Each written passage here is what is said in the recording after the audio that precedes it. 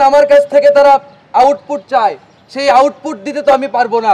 এই বিশ্ববিদ্যালয়ের প্রশাসন একটা প্রতারকের ভূমিকা পালন করছে। আমাদের ক্যাম্পাসে এক ধরনের ত্রাসের সংস্কৃতি চালু রয়েছে।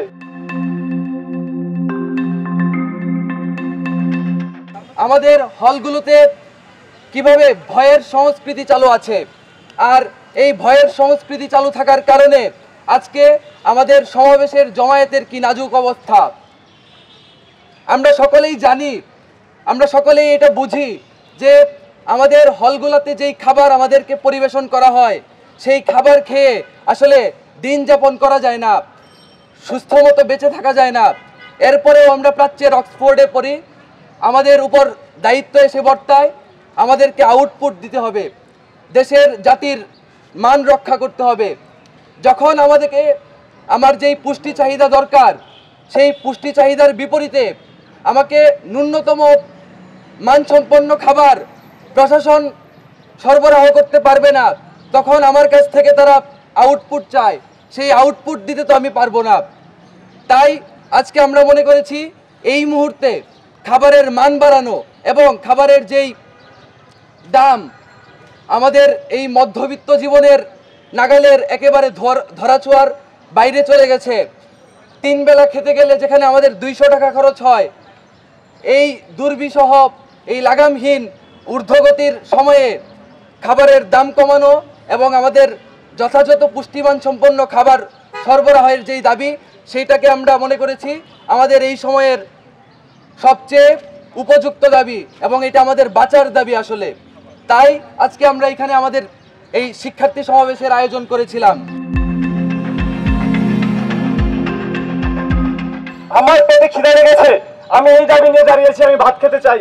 তারপরেও আমাদের এইখানে জমায়েত নাই কেন? কারণ আমাদের ক্যাম্পাসে এক ধরনের ত্রাসের সংস্কৃতি চালু রয়েছে। সেই ভয়ে একজন সাধারণ শিক্ষার্থী সে বলতে পারছে না আমার খিদা লেগেছে, আমি ভাত খেতে চাই।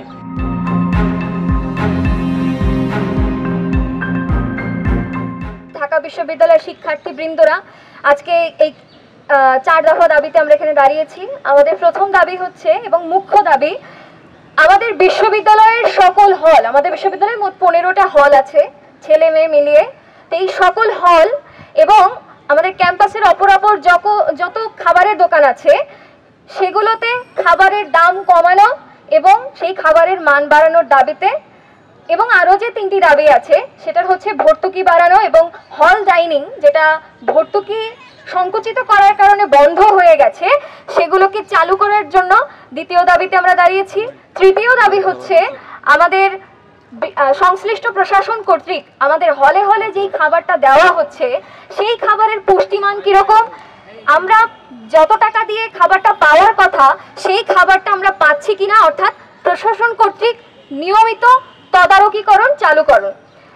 চতুর্থ যে দাবি সেটা হচ্ছে আমাদের এই হল ক্যান্টিনে এবং হচ্ছে যে আমাদের এই যে খাবারের দোকানগুলোতে এই যে খাবার তৈরি করা হয়, সেই খাবার তৈরির পরিবেশটা অর্থাৎ স্বাস্থ্যকর পরিবেশ নিশ্চিত করা এবং পরিবেশনের পরিবেশটাও স্বাস্থ্যকর কিনা সেটা নিশ্চিত করতে হবে। এই 4টা দাবিতে আমরা শিক্ষার্থীরা দাঁড়িয়েছি। এখানে পড়তে এসে আমরা দূর দূরান্ত থেকে যারা আসি সেখানে আমাদেরকে হলের আবাসন ব্যবস্থার সিস্টেম করা হয় এবং আবাসন ব্যবস্থার কথা বলা মানেই হচ্ছে আমার খাবারের দায়িত্ব, আমার থাকার দায়িত্ব, আমার নিরাপত্তার দায়িত্ব এই ক্যাম্পাস, এই বিশ্ববিদ্যালয় প্রশাসন নিজের কাঁধে তুলে নিয়েছে।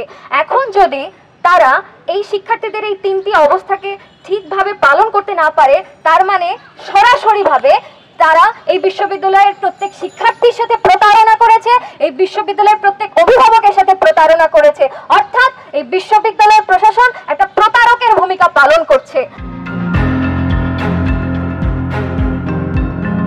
এইখানে আমরা হচ্ছে ঢাকা বিশ্ববিদ্যালয়ের যত শিক্ষার্থী আছে যতটুকু পারা যায় সবাইকে আমরা অ্যাকুমুলেট করবো এক জায়গায়। অ্যাকুমুলেট করে আমরা এটা যতদিন না হচ্ছে খাবারের দাম কমতেছে বা পুষ্টিমান বাড়তেছে আমরা ততদিন লাগাতার এই আন্দোলন করে যাব এবং আমরা হচ্ছে 5 দিনের মধ্যে আমরা ভিসি বরাবর একটা স্মারকলিপি দিব। সংবাদ, ফিচার ও অনুষ্ঠানের জন্য ভিজিট করুন সংবাদ প্রকাশের ওয়েবসাইট এবং যুক্ত থাকুন ফেসবুক পেজ ও ইউটিউব চ্যানেলের সঙ্গে।